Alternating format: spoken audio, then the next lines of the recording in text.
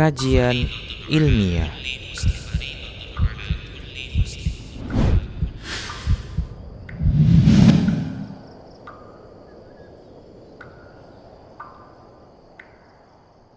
Ingin menjualnya karena dia membutuhkannya, ya.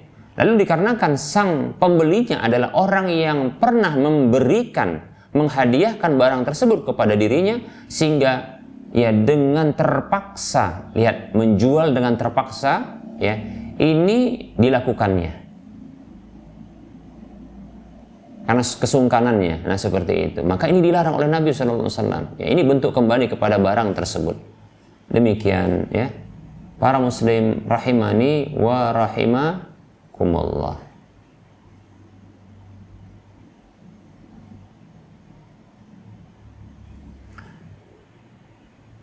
Baik, para muslim rahimani wa rahimakumullah.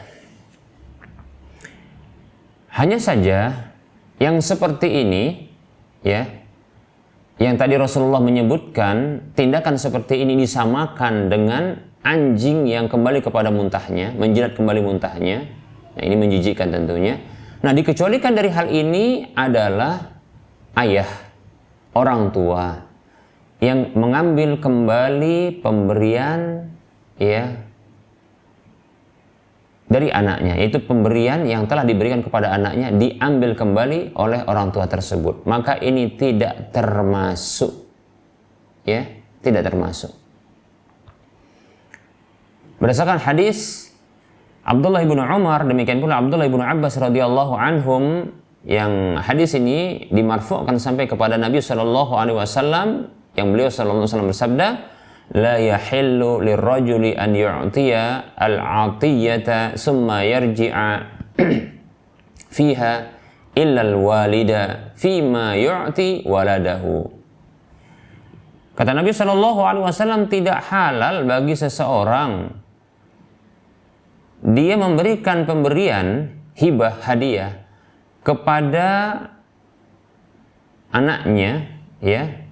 Maaf, kita ulangi. Tidak halal bagi seseorang untuk memberikan pemberian atau hadiah kemudian dia kembali kepada hadiah tersebut, kecuali orang tua, ya, pada apa saja yang telah dia berikan kepada anaknya, ya, maka ini boleh dia kembali dan memintanya. Demikian, seperti itu. Hadis ini hadis yang diriwayatkan oleh Imam Abu Daud, Tirmidzi, Nasai dan Ibnu Majah. Hadis yang disahihkan oleh Syekh Al-Albani rahimahullahu taala. Alasannya kenapa kok orang tua itu boleh mengambil kembali, ya, barang yang telah diberikan kepada anaknya, ya. Mengapa? Karena sesungguhnya harta anak adalah harta orang tua, sehingga tatkala dia memberikan kepada anak tersebut menunjukkan bahwasanya harta orang tua bukan harta anak, karena orang tua memberikan kepada anak, seperti itu.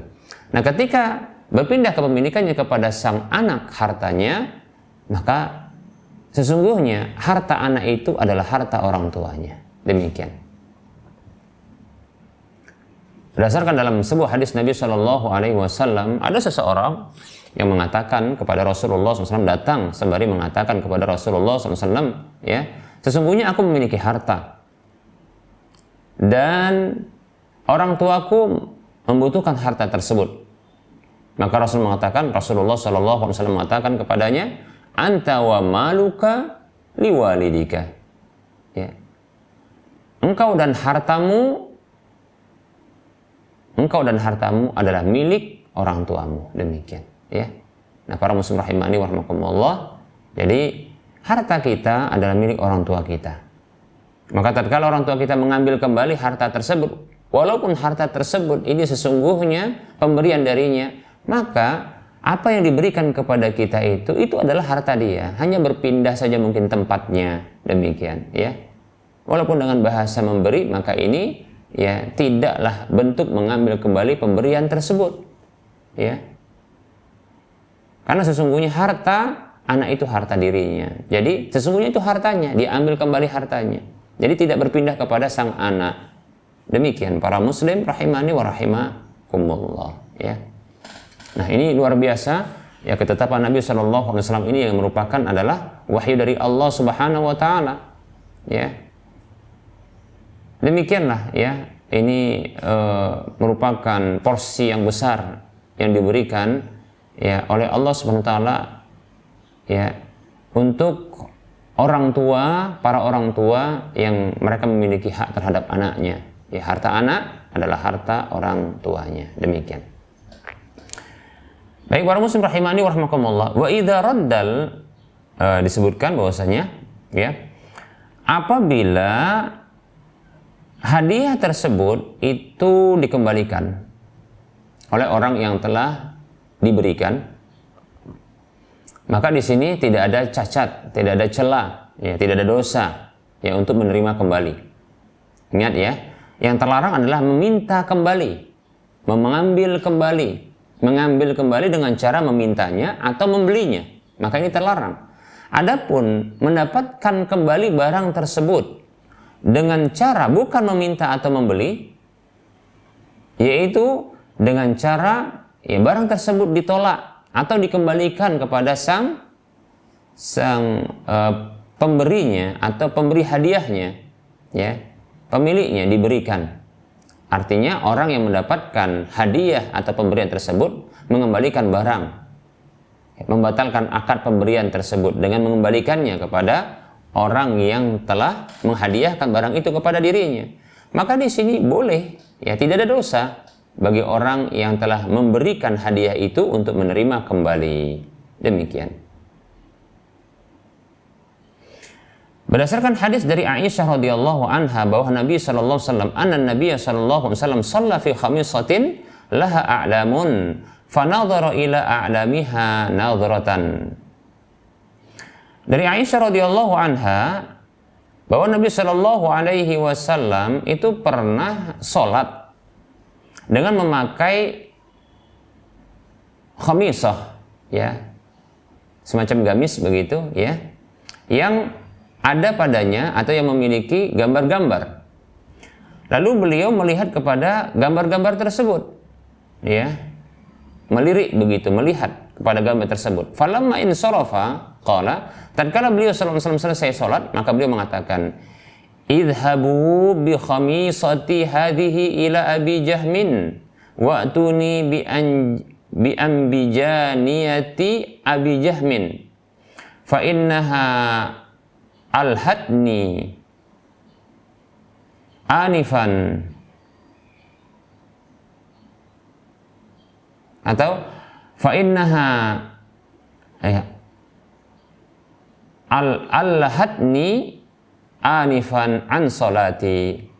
Ya. Hadis ini hadis yang dikeluarkan oleh Imam Bukhari dan Muslim, Abu Daud dan An-Nasai. Baik, setelah selesai sholat, Nabi SAW bersabda, pergilah kalian dengan membawa gamis ini kepada Abu Jaham, ya, dan ya datanglah kepadaku dengan membawa ya ambijaniyah, ya,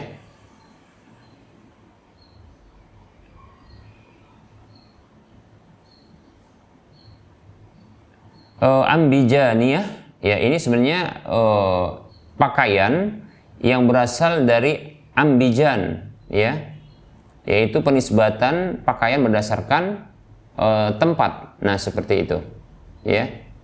Jadi disebut dengan ambijaniyah, ya, ambijaniyah yaitu pakaian, ya, yang tentunya pakaian tersebut agak kasar, ya, namun tidak ada gambarnya. Nah, Rasulullah menginginkan agar tidak memiliki pakaian. Rasulullah memiliki pakaian yang tidak bergambar. Ya, jadi Rasulullah SAW meminta agar dikembalikan. Dari sini bisa diketahui bahwasanya, ya, Abu Jaham adalah orang yang telah memberikan hadiah gamis itu kepada Nabi Shallallahu Alaihi Wasallam. Ya, dan sepertinya Abu Jaham ini senang dengan gamis tersebut.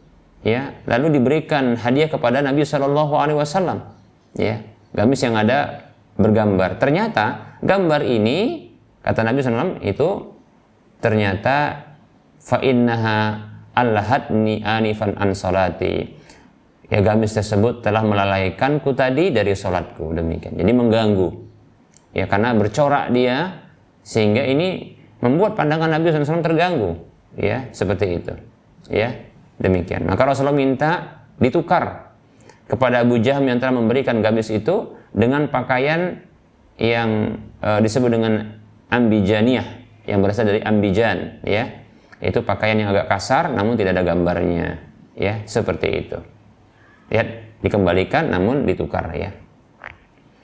Ini menunjukkan bahwasanya pengembalian ini, ya ini dibolehkan mengembalikan hadiah, ya. Hadis riwayat Bukhari, Muslim dan yang lainnya. Kemudian ya ada hadis yang lain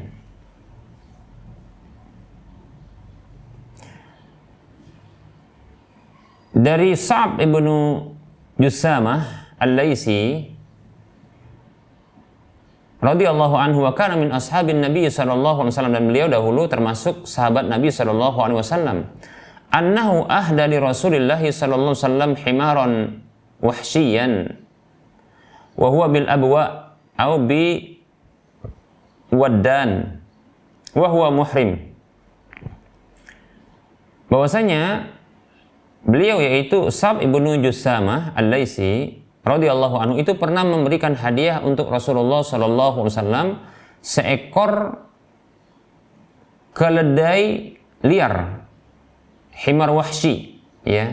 Para ulama berbeda pendapat tentang penetapan himar wahsyi ini. Ya, ada himar wahsyi ini, yang jelas mereka sepakat himar wahsyi ini adalah yang halal untuk dikonsumsi. Ya.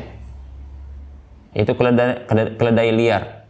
Ada yang memberikan tafsiran keledai liar ini adalah dia zebra, yaitu jenis keledai yang dia bercorak-corak, ya, pada tubuhnya, demikian.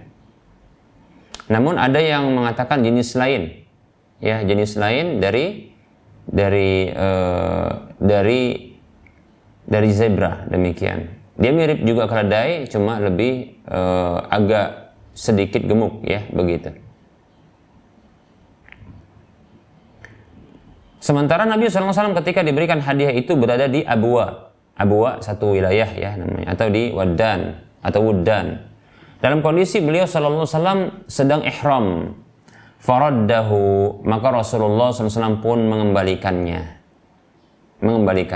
menolaknya.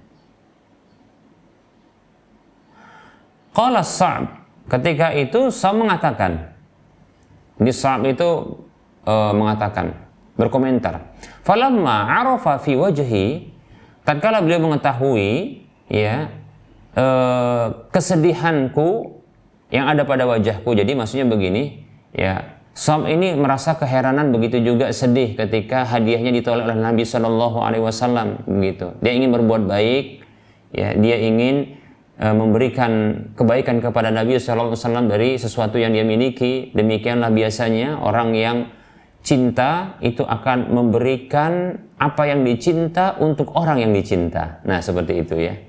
Nah, ketika ditolak pemberiannya, maka ini akan mendatangkan kesedihan, ya, kekecewaan. Nah, seperti itu.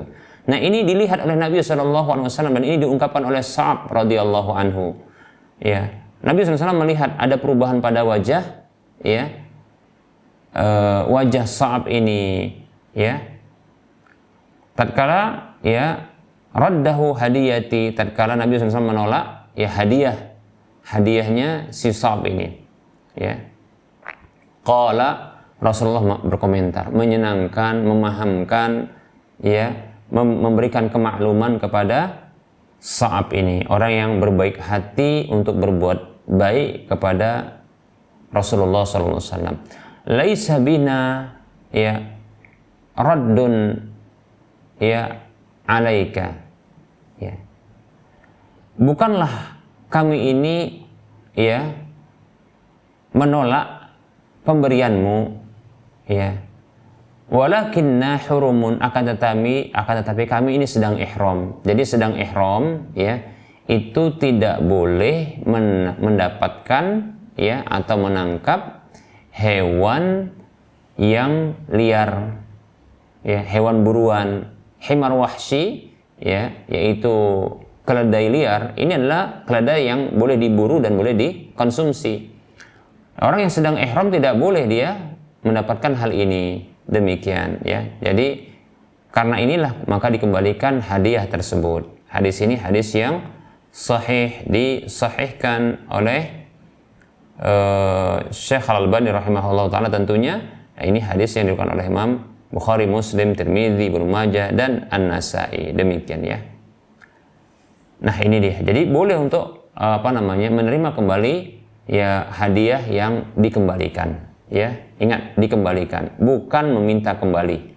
Seperti itu para muslim rahimani wa rahimakumullah. Ingat ya, kebolehan di sini yaitu menerima kembali ya pengembalian dari hadiah ya dari orang yang telah diberi, seperti itu, bukan karena permintaan atau karena pembelian, demikian. Baik para muslim rahimani wa rahimakumullah, begitu juga ternyata dibolehkan ya untuk menerima kembali ya barang yang pernah disedekahkan atau pernah dihadiahkan ya, namun bukan lewat permintaan diminta kembali, bukan juga dikarenakan pembelian, dijual belikan, bukan. Juga bukan dari jalur pengembalian ya orang yang diberi tersebut, namun ini jadi dari jalur warisan. Nah, boleh ya. Contoh seperti kalau seandainya ada ya seseorang yang memberikan hadiah kepada saudaranya. Nah, mungkin saudara tersebut miskin lalu diberikan hadiah berupa rumah contohnya, ya. Nah, ternyata saudaranya yang miskin ini tidak juga memiliki anak, ya, seperti itu. Bahkan tidak memiliki keluarga apapun kecuali mereka, ya. Lalu wafatlah sang saudara ini. Nah, tentunya harta warisannya kembali kepada saudaranya karena dia tidak memiliki contohnya orang tua, tidak memiliki contohnya adalah keluarga yang lain kecuali saudaranya kandung ini. Jadi katakanlah dua bersaudara yang mereka hanya yang tersisa dari keluarga yang lainnya, ya, sementara yang lain telah mendahului mereka, tidak ada, seperti itu ya. Maka diberikan rumah, ternyata wafat. Maka tentunya pewarisnya adalah saudara yang tadi memberikan rumah itu kepada dirinya dan mengambil semua hartanya, demikian. Nah, seperti ini maka boleh dari jalur warisan. Berdasarkan hadis dari Abdullah bin Buraidah dari ayahnya Buraidah, ya, radhiyallahu anhu, ia mengatakan, ja'at imra'atun ila Nabi sallallahu alaihi wasallam faqalat, ya Rasulullah. Ada seorang wanita yang datang kepada Nabi sallallahu alaihi wasallam sembari dia katakan kepada Rasulullah sallallahu alaihi wasallam, ya Rasulullah, wahai Rasulullah, inni tasaddaqtu ala ummi bijariyatin. Sesungguhnya aku pernah memberikan ya seorang budak wanita kepada ibuku. Wa innaha matat, sementara ya sungguh ibuku telah wafat. Ya, ibuku telah wafat. Faqala, maka Rasulullah sallallahu alaihi wasallam bersabda, ya, ajarakillahu wa radda alaikal mirasu wa radda alaikal mirasa, ya, ajarakillah wa radda alaiki al miras, ya. Allah Subhanahu wa taala ya telah memberikan pahala kepadamu, ya. Semoga Allah SWT memberikan pahala kepadamu dan Allah mengembalikan ya kepadamu ya harta warisan itu, demikian. Hadis ini hadis yang sahih diriwayatkan oleh Imam Muslim, Tirmidzi dan Abu Daud, demikian para muslim rahimani wa rahimakumullah. Baik para muslim rahimani wa rahimakumullah.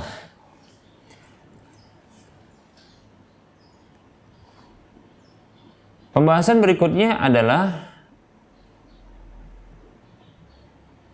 hadiah yang terlarang, ya, yang ini tidak boleh diterima dan tidak boleh diberi, memberi dan menerima tidak boleh. Apa itu? Ya, yaitu hadiah yang diarahkan kepada para pekerja, orang-orang yang mereka bekerja dan telah mendapatkan gaji upah dari pekerjaan tersebut, lalu dia diberi tambahan semacam uang terima kasih, uang insentif, uang tips, ya, atau amplop, ampau, atau macam-macam, ya, maka tidak boleh, ya, tidak boleh. Kenapa? Karena ini termasuk ghulul. Ini termasuk ghulul. Ya. Ghulul. Apa itu ghulul? Ghulul ya ditafsirkan oleh para ulama, ghulul itu adalah malul khiyanah, ya. Malul khiyanah, demikian. Yaitu harta khianat, ya, harta khianat. Demikian.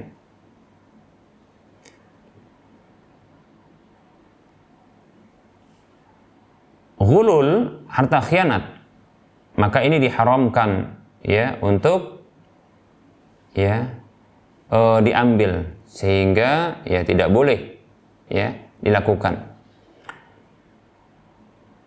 Seseorang yang telah dia dipekerjakan, seseorang yang dia bekerja dan dipekerjakan tentunya, dan dia mendapatkan gaji atas pekerjaannya tersebut, maka tidak boleh bagi dia untuk mengambil, dan tidak boleh pihak lain untuk memberikan kepadanya, ya, hadiah, berupa hadiah, kelebihan, pemberian atas pekerjaan di mana dia telah mendapatkan gajinya.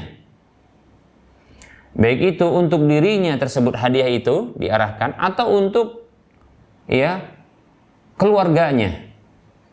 Demikian. Orang-orang yang menjadi tanggungannya. Untuk kemaslahatan diri orang tersebut.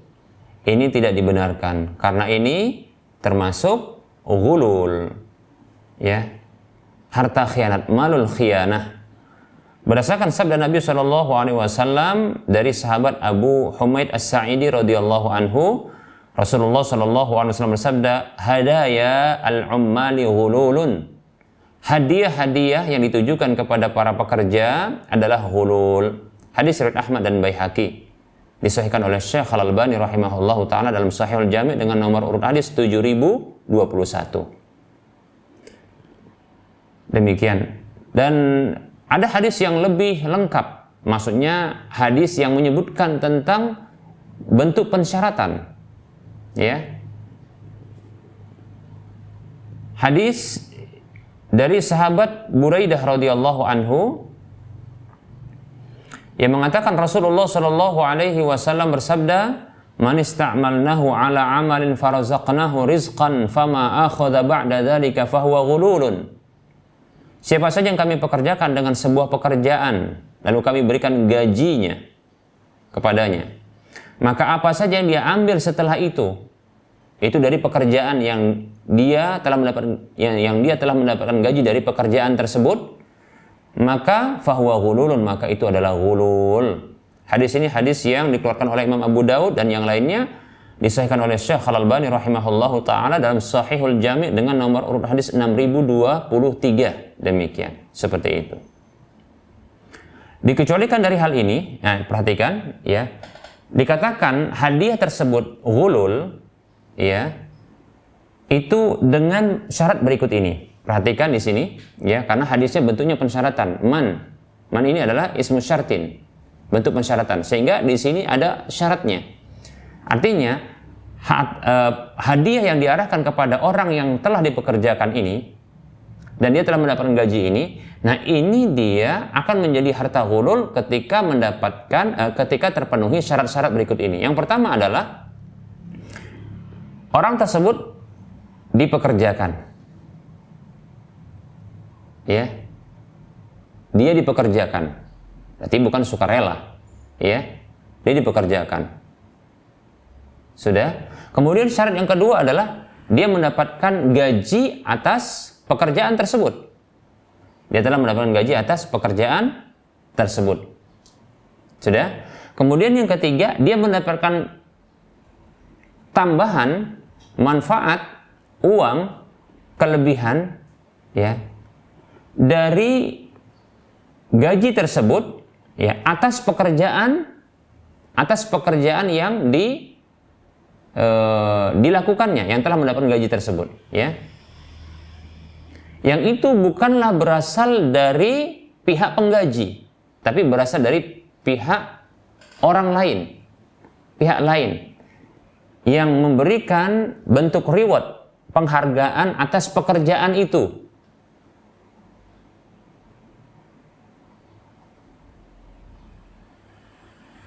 Ya.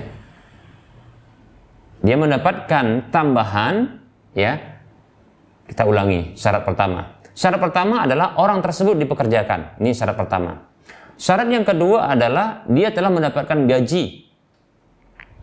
Syarat yang ketiga adalah, ya, tambahan tersebut yang di luar gaji itu atas pekerjaan yang dia telah mendapatkan gaji. Ya, yang bukan berasal dari pihak yang menggaji. Lihat, ini ya. Namun apabila dari pihak yang menggaji, maka ini disebut dengan bonus. Oleh karenanya, jika diberi izin atau direlakan oleh pihak yang memberikan gaji atau ownernya, pemilik usaha pekerjaan tersebut, ketika ada hadiah yang diarahkan kepada dirinya, si pemilik pekerjaan itu mengetahui hal tersebut dan diberikan izin dan direlakan, maka yang seperti ini menjadi halal bagi orang tersebut, tidak dikatakan harta khianat. Mengapa? Karena sesungguhnya tambahan tersebut yang di luar gaji, yang berasal dari pihak lain, sesungguhnya ini adalah reward atas pekerjaan. Ini ada karena pekerjaan tersebut, dan pekerjaan ini dimiliki oleh pemiliknya, yang si ownernya, pemilik pekerjaan itu. Sehingga dia yang berhak terhadap tips tersebut, uang tambahan itu. Bukan orang yang bekerja. Karena orang yang bekerja sudah mendapatkan gaji. Dan itu memang tugas dia. Demikian. Nah, kalau dia ambil, yaitu siapa? Orang yang dipekerjakan tadi mengambilnya tanpa sepengetahuan dari sang pemilik, atau tanpa kerelaan diketahui, tapi tanpa kerelaan orang yang menjadi pemilik pekerjaan tersebut, maka ini bentuk khianat. Makanya hulul disebut harta khianat. Seperti itu. Demikian para muslim rahimani wa rahimakumullah. Ini syaratnya, ya. Syaratnya. Sedikit ya, seperti itu. Para muslim rahimani wa rahimakumullah. Baik ya.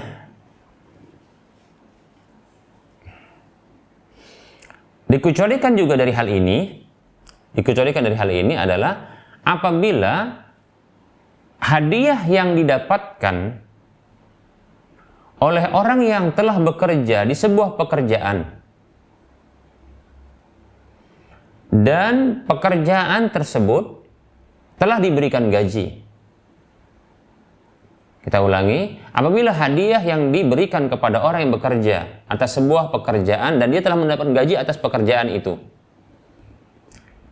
dia mendapatkan hadiah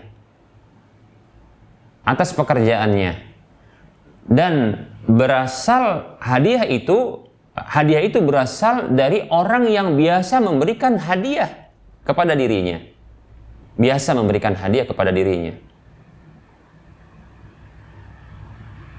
Seperti contohnya ternyata, ya, ini adalah bersaudara mereka dan biasa memberikan hadiah, dan memang itu jadwalnya bahkan, ya. Nah, bersama dengan itu adalah ketika selesainya pekerjaan itu, yang ternyata ini ada hubungannya dengan saudaranya tadi, pekerjaan itu, ya.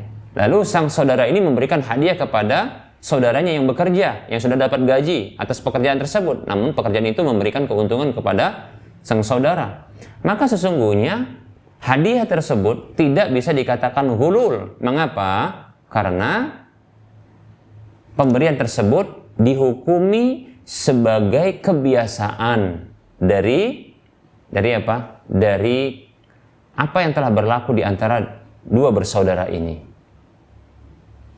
Contoh seperti ini. Saya pemilik atau saya pengelola dari sebuah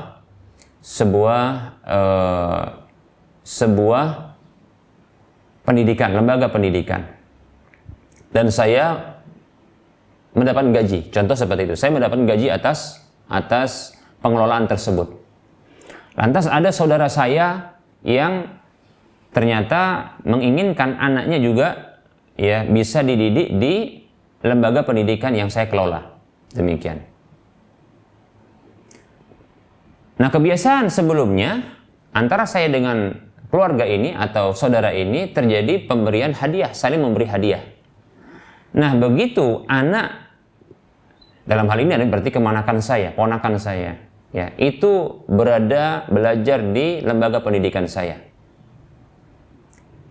Lalu, saudara saya sebagai orang tua dari keponakan ini yang belajar, sekaligus berarti orang tua murid atau orang tua santri, ini memberikan hadiah kepada saya, yang saya sudah dapat gaji atas pekerjaan pengelolaan lembaga pendidikan tersebut. Dan hadiah ini adalah seperti biasa yang dilakukan olehnya sebelum ya anaknya bersekolah atau belajar di lembaga pendidikan saya. Maka hadiah-hadiah setelah itu bukan dikatakan ghulul. Mengapa? Karena ini merupakan kebiasaan yang berkelanjutan. Ya, para ulama memberikan sebuah kaedah al-adah muhakkamah. Kebiasaan itu menjadikan hukum. Kebiasaan itu dijadikan sebuah hukum. Demikian. Seperti itu. Ya. Demikian para muslim rahimani wa rahimakumullah. Baik, kita tutup ya penjelasan tentang hadiah ini, dan insyaallah ta'ala masih ada sebenarnya penjelasan kelanjutannya. Kita tutup dengan sebuah hadis ya terkait dengan ya hadiah yang diarahkan kepada para pekerja yang telah mendapatkan gaji atas pekerjaan tersebut, dan itu terhitung ghulul. Ada hadis dari Abu Humaid As-Sa'idi radhiyallahu anhu yang mengatakan ista'malan Nabi sallallahu alaihi wasallam rajulan minal Azdi yuqalu lahu Ibnu Lutbiyah ala sadaqati.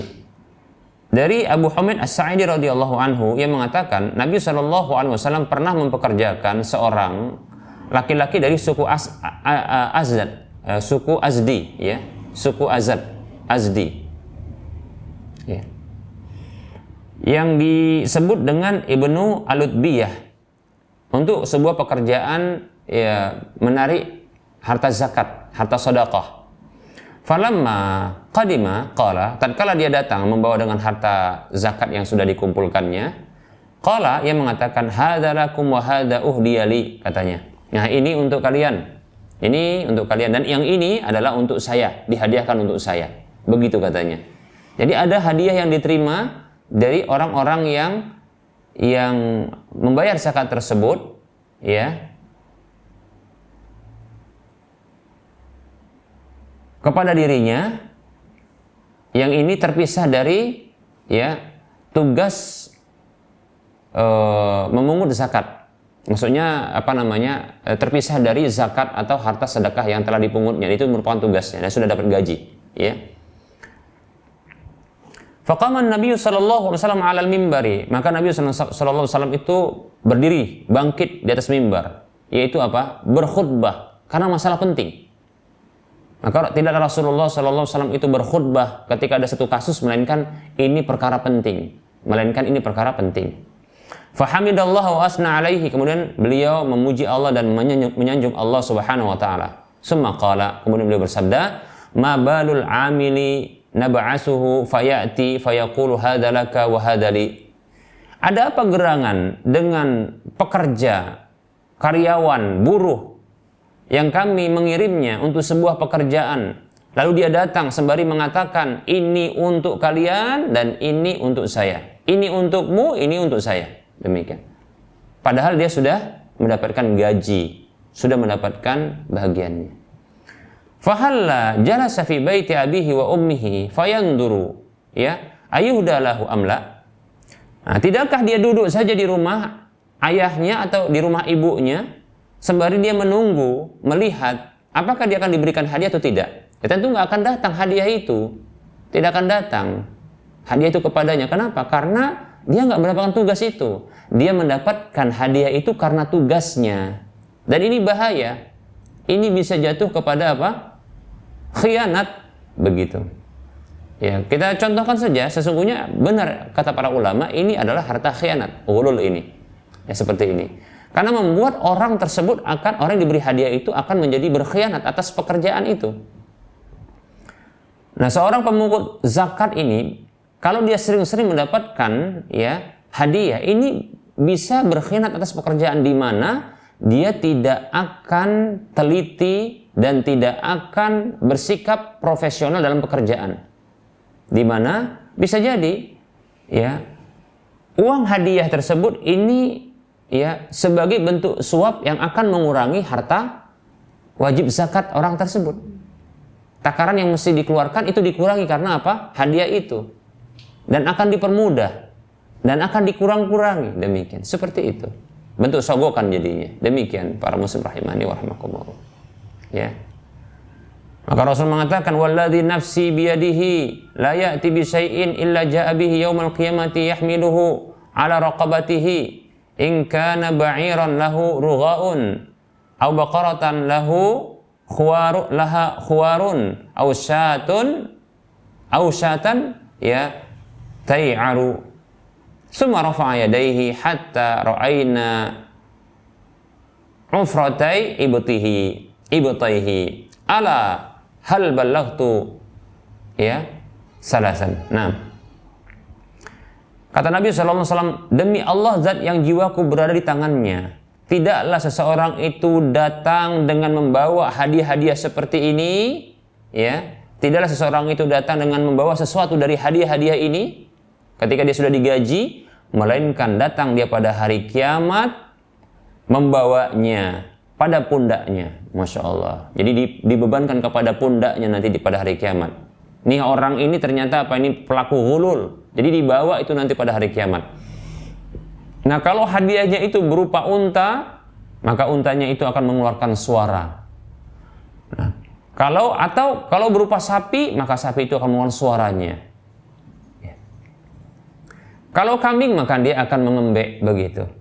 Kemudian, ya, beliau mengangkat kedua tangannya sampai kami melihat ya putihnya atau ketiak beliau, putihnya ketiak beliau. Ya, angkat tangan begitu. Lalu sembari mengatakan, ya, ala, ya, ketahuilah, ya. Adakah aku telah menyampaikannya? Ketahuilah, adakah aku telah menyampaikannya? Hal ballagtu. Ya, begitu. Kira-kira Rasul mengucapkannya, ya. Ketahuilah, bukankah aku telah menyampaikannya? Jadi ini bentuk berlepas diri Rasulullah SAW terhadap orang tersebut.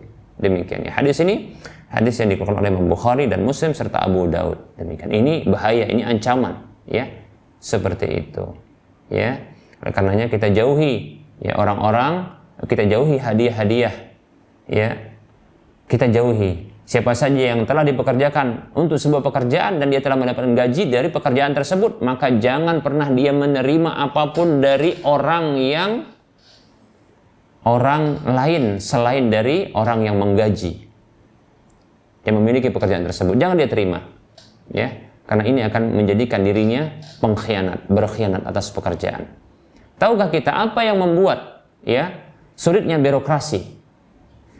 Tahukah kita apa yang membuat sulitnya selesainya berkas-berkas yang kita butuhkan dalam administrasi? Ya, untuk pembuatan KTP, untuk contohnya hal-hal yang lain seperti ya kita katakan ya kartu-kartu yang terkait dengan maslahat umum. Apa yang membuat kita sulit untuk mendapatkan di waktu yang semestinya? Padahal untuk membuatnya sangat mudah. Ya, apa yang membuat sulitnya untuk kita terima? Yang mestinya selesai di waktunya, namun ini mundur, mengulur, molor waktunya, demikian. Apa sebabnya? Uang tips, uang pemberian yang diberikan atas pekerjaan yang sudah mendapat gaji. Sehingga para pegawai ini yang dia sudah mendapatkan gaji, yang mestinya dia profesional terhadap pekerjaannya, menyelesaikan pekerjaan di waktunya, namun karena terbiasa dia mendapatkan uang, sehingga ketika ada orang yang tidak memberi, maka akan ditahan tadi. Sehingga orang tersebut harus memberikan kepada dirinya tambahan. Lihat bagaimana sebuah pemberian yang berupa ghulul ini menyebabkan seseorang karyawan, pekerja, buruh, pegawai itu menjadi pengkhianat. Demikian. Oleh karenanya, dilarang oleh Nabi SAW. Luar biasa. Yang ini dalam bahasa birokrasi yang disebut dengan gratifikasi. Ini haram. Lihat bagaimana Islam sempurna dalam menjelaskan apa saja yang diharamkan dan apa saja bisa membawa kepada kemudaratan. Demikian. Baik para muslim rahimani rahimakumullah. Nah, ini dia apa yang bisa kita bahas pada pertemuan kali ini. Semoga bermanfaat. Nah, kita lanjutkan dengan sesi soal jawab.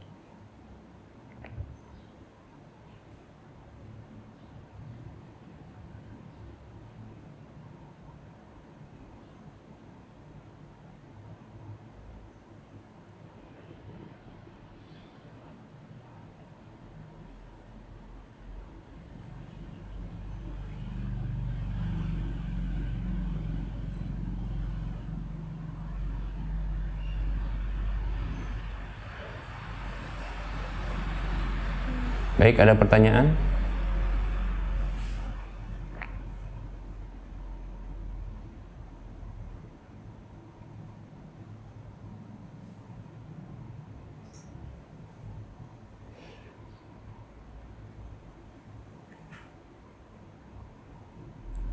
Baik, ada pertanyaan ini.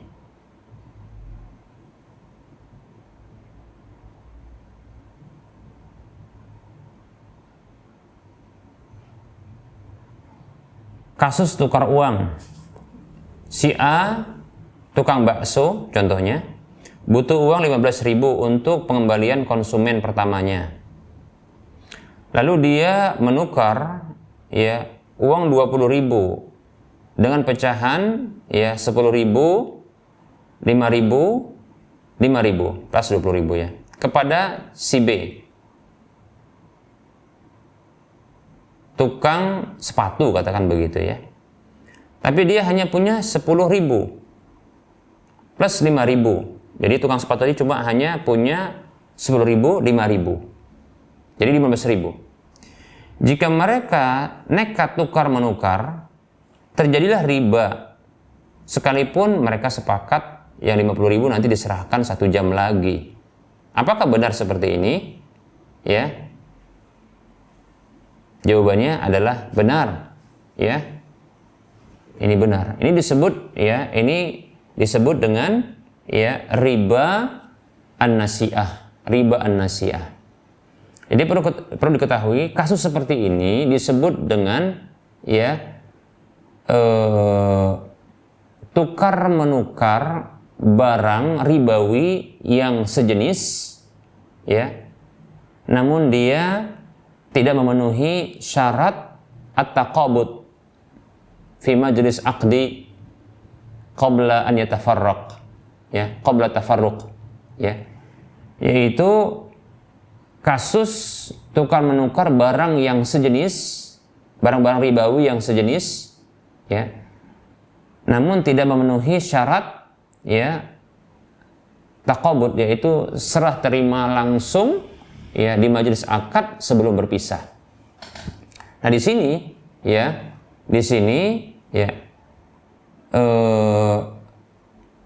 ada pertukaran yang sejenis, yaitu rupiah dengan rupiah, dan rupiah dengan rupiah ini dikategorikan termasuk adalah alat tukar, termasuk dia illah samaniyah, yaitu sebab sebabnya adalah karena dia sebab kategorinya adalah kategori alat tukar atau alat pembayaran, demikian. Yang disamakan kepada emas dan perak. Karena di zaman Nabi SAW emas dan perak dijadikan sebagai alat tukar, ya, emas diwakili dengan dinar dan perak diwakili dengan dirham, demikian. Seperti itu. Baik, para muslim rahimani rahimakumullah. Nah, pertukaran sejenis barang-barang ribawi, pertukaran sejenis barang-barang ribawi ini, ya,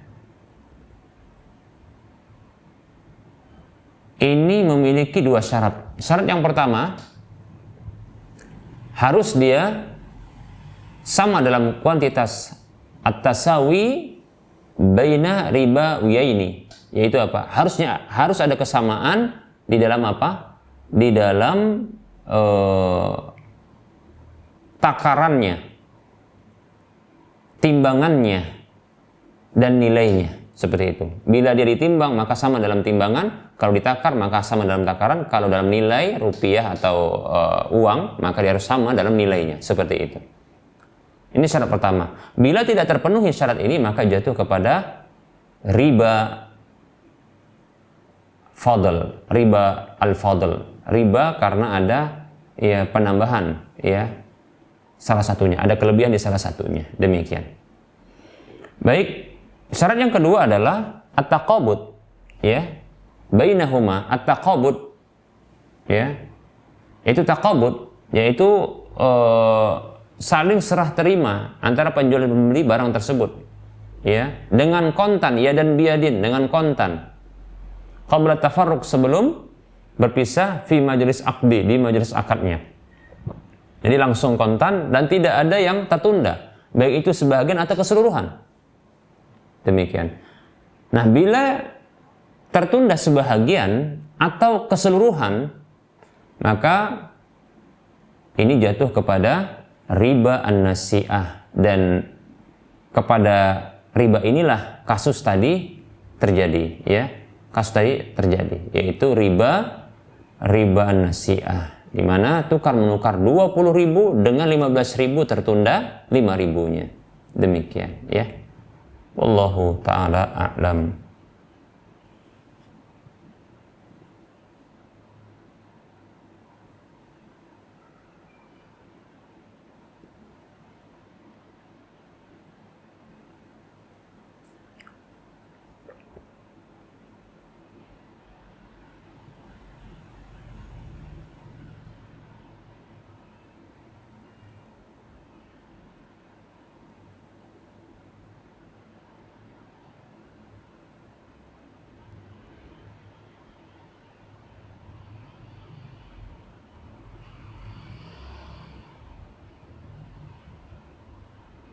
Baik, kita menunggu pertanyaan yang berikutnya, ya.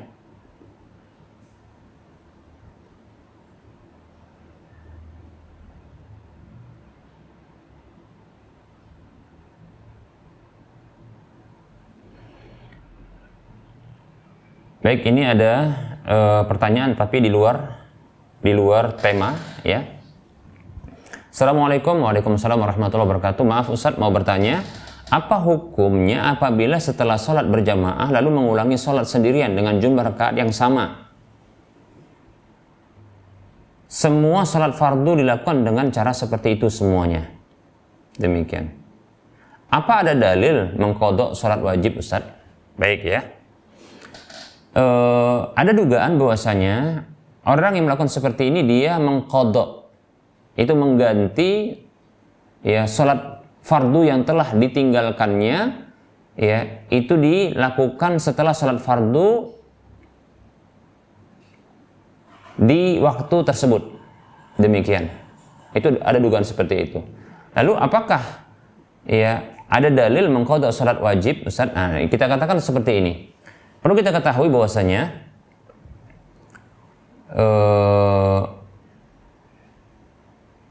para ulama, ya, ini kita rinci dulu, ya, jadi ada rincian dalam masalah ini. Yang pertama adalah bahwasanya sholat fardu yang ditinggalkan karena ada, atau tertinggal karena ada udzur syar'i, ada udzur syar'inya, ada penghalang syar'inya.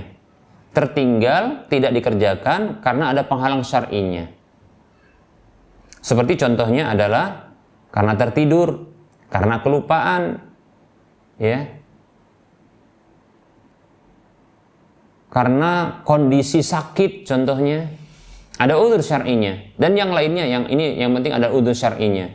Maka para ulama mereka bersepakat, ya, menyatakan adanya kewajiban untuk mengqadha, mengganti, demikian, mengganti, ya, sholat tersebut. Disamakan dengan itu adalah puasa, demikian. Kalau ada udzur syar'inya maka wajib, ya, diganti, diqadha, seperti itu, ya. Berdasarkan hadis Nabi Shallallahu Alaihi Wasallam, man nasiya salatan aw nama anha falyusalliha idza dzakaraha la kafarata illa dzalika. Atau kama qala sallallahu alaihi wasallam. Kata Nabi Shallallahu Alaihi Wasallam, siapa saja yang lupa salat atau tertidur dari salat, kelewatan karena tertidur, ya, maka hendaklah dia salat ketika dia ingat, ketika dia terbangun, kalau dia tertidur, kan begitu, ya. Tidak ada tebusan kecuali hal itu, untuk lakukan itu, demikian, seperti itu. Ini diantara dalil untuk mengqadha salat tersebut karena ada penyebab syar'inya, ya. Sepakat para ulama untuk mengqadhanya, demikian. Nah, kemudian rincian yang kedua, ya, salat-salat yang tertinggal atau ditinggalkan karena tidak ada sebab syar'inya, karena tidak ada sebab atau penghalang syar'inya. Salat-salat yang ditinggalkan, ya, bukan karena ada sebab syar'i. Sebabnya seperti contohnya malas, ya, meremehkan, mengabaikan. Kalau orang-orang yang sudah tobat mengatakan masa jahiliyah dahulu, begitu, ya, masa kelam dahulu, ya, yang mengikuti hawa nafsu, demikian, dan seterusnya. Lalu tobat setelah itu. Nah, bagaimana, ya, hukum mengqadha salat-salat yang ditinggalkan atau puasa, disamakan dengan itu, puasa yang ditinggalkan karena hal-hal seperti ini, menyepelekan, ya, kemudian mengabaikan, malas melakukan, demikian, ya. Maka para ulama berbeda pendapat tentang kewajiban qadhanya. Pendapat pertama pendapat jumhur ulama, ya, dari kalangan 4 mazhab kalau tidak salah, ya, mazhab Syafi'i, mazhab Hanafi, Maliki, Syafi'i, dan Hambali. Mereka berpendapat bahwasanya wajib qadha, dengan alasan dalil yang menyatakan wajibnya qadha ketika ada penghalang syar'inya. Seperti hadis yang kita sebutkan tadi, man nasiya salatan aw nama anha falyusalliha idza dzakaraha, ya. Siapa saja yang terlupa salat atau ketiduran dari salat, maka, ya, salatlah ketika dia ingat, demikian, seperti itu. Baik, para muslim rahimani wa rahimakumullah. Ini pendapat yang pertama. Pendapat yang kedua adalah pendapat yang ini segelintir ulama, ya, berpendapat bahwasanya, ini pendapat di antara Ibnu Hazm rahimahullahu taala, pendapat mengatakan tidak wajib qadha, namun kewajibannya adalah bertobat kepada Allah Subhanahu wa taala dan tidak mengulanginya, ya. Dan diiringi dengan kebaikan-kebaikan, ya, dari jenis yang ditinggalkan. Contohnya seperti kalau sholat, maka perbanyak sholat-sholat sunatnya, demikian. Kalau puasa, maka perbanyak puasa-puasa sunatnya, demikian. Dan saya condong kepada pendapat ini, tidak wajib qadha, tapi kewajibannya adalah bertaubat dengan taubatan nasuha, ya, karena ini adalah rukun Islam yang ditinggalkan, begitu. Kemudian dia memperbanyak dengan amal-amal yang sejenis dari amal-amal sunatnya, seperti itu. Apa alasannya? Alasan yang pertama adalah tidak ada dalil khusus, ya, yang menerangkan wajibnya mengqadha sebuah kewajiban karena ditinggalkan disebabkan kemalasan, karena kelalaian atau peremehan, demikian. Tidak ada dalil secara khusus masalah tersebut. Adapun dalil yang digunakan jumhur ulama itu dalil yang berbeda, tidak tepat sasaran. Mengapa? Dikarenakan, ya, dalil tersebut itu terkait dengan ya mengqadha salat disebabkan karena ada udzur syar'i. Sementara ini bukan udzur syar'i. Demikian. Ini bukan udzur syar'i. Ini adalah sebabnya karena malas, tidak ada udzurnya. Karena meremehkan dan melalaikan. Alasan yang kedua, ya, kewajiban-kewajiban yang ditinggalkan tersebut karena sudah lewat waktunya, maka telah menjadi dosa.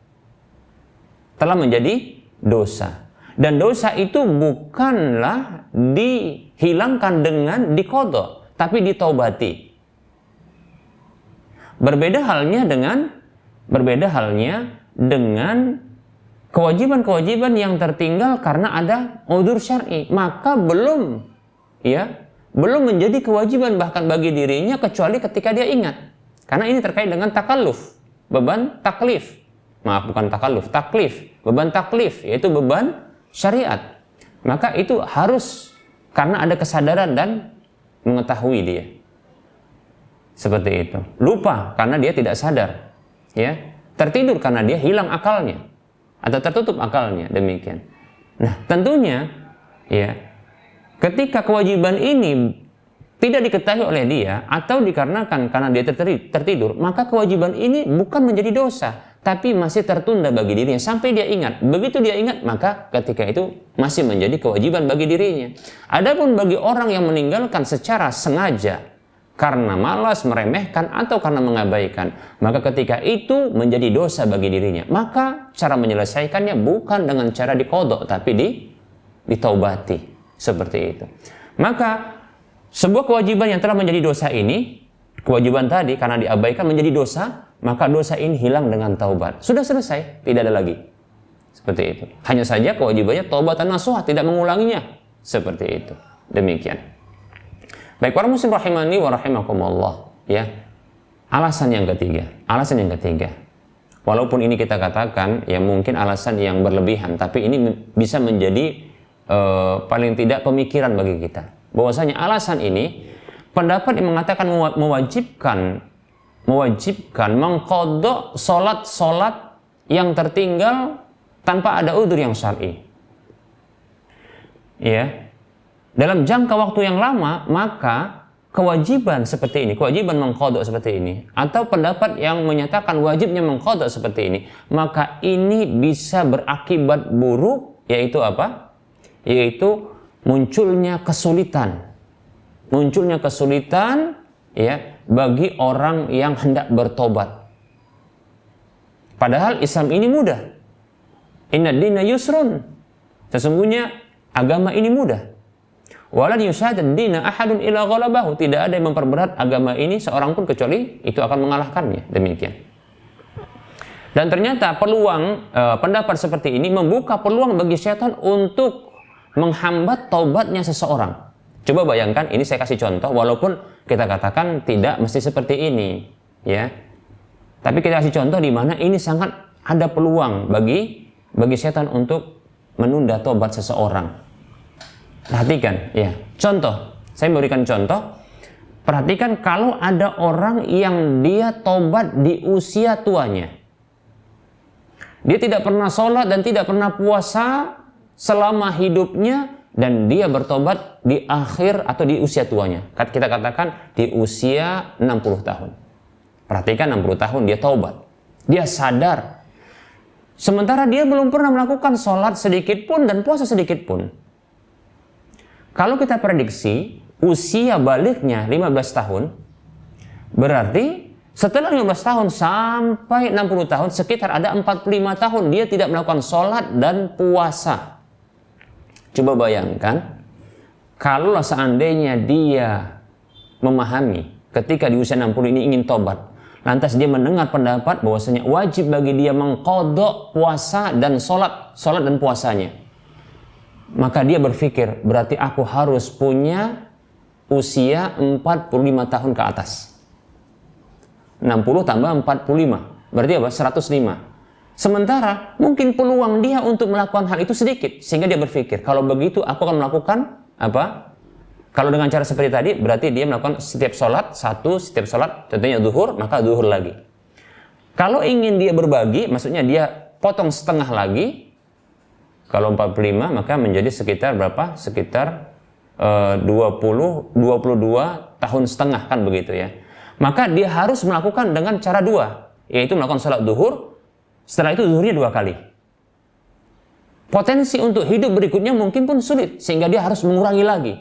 Nah, perhatikan, kalaulah seperti ini, model pendapat seperti ini dibebankan kepada orang begini, kira-kira menurut dia yang baru taubat tadi, yang mungkin setengah-setengah juga, atau sudah kuat tapi ternyata syaitan datang kepada dirinya, untuk apa kau bertobat? Sementara ya, peluang hidupmu sangat kecil, ini usia tuamu. Kalau seandainya engkau bertobat ya hari ini, lalu beberapa hari berikutnya, katakan setahun berikutnya, engkau lunasi, mencoba untuk melunasi, namun masih ada tersisa hutang-hutang puasa dan sholat itu. Karena ini hutang, maka harus dibayar, dan akhirnya engkau akan disiksa. Lalu untuk apa kau bertobat? Karena nanti pun setelah bertobat engkau akan disiksa. Coba bayangkan. Tidakkah pendapat yang mengatakan wajibnya mengqadha ya sholat atau puasa yang ditinggalkan karena tidak ada udzur yang syar'i, ini dilakukan karena malas, dikarenakan mengabaikan atau meremehkan, lalu diwajibkan mengqadha, bukankah ini akan menghambat seseorang untuk bertobat? Coba camkan. Inilah yang membuat saya ya menguatkan pendapat ini. Demikian, wallahu ta'ala alam. Barangkali ini saja yang bisa saya sampaikan. Mohon maaf atas segala kekurangan dan kesalahan. Dalam penyampaian terakhir tadi tidak bermaksud untuk merendahkan ya para ulama yang berpendapat dengan wajib qadha, tidak. Itu bentuk penghargaan. Tapi demikianlah dalam tataran ya penjelasan ilmiah, ya harus menguatkan pendapat dan melemahkan pendapat yang lain. Tapi tidaklah berimplikasi dan tidak berdampak atau tidak berkonsekuensi perendahan terhadap ya pihak-pihak atau ulama-ulama yang berpendapat dengan pendapat tersebut. Nah, itu harus diketahui. Bukan satu konsekuensi, ya. Demikian. Wallahu ta'ala alam. Semoga bermanfaat. Wassallallahu ala Muhammad wa ala alihi wa ashabihi ajma'in. Kebenaran itu datang dari Allah Subhanahu wa taala, yang kesalahan, kekurangan dan keliruan itu datang dari saya pribadi, demikian syaitan. Kepada Allah saya mohon ampun. Kepada para pemirsa, pendengar sekalian, saya mohon maaf. Subhanakallahumma wa bihamdika asyhadu an la ilaha illa anta astaghfiruka wa atubu ilaika.